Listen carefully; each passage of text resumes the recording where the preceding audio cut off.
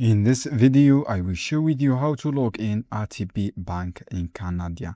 So all you have to do, go to Google, search for ATB Bank. This is the keyword, and then scroll down to see this website here, ATB Financial. This is the website.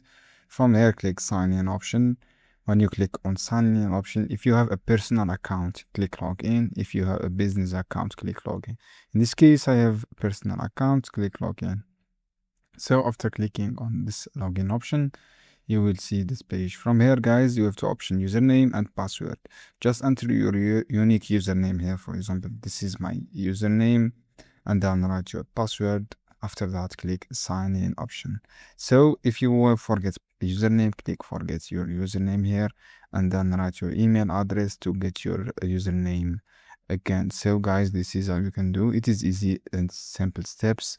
If you want to log in with app, just go to Google, search ATB Bank app, search for this app, download this app on Google Play, and then you can use it login without any problem. So guys, I have this guide helpful for you. See you on other videos soon.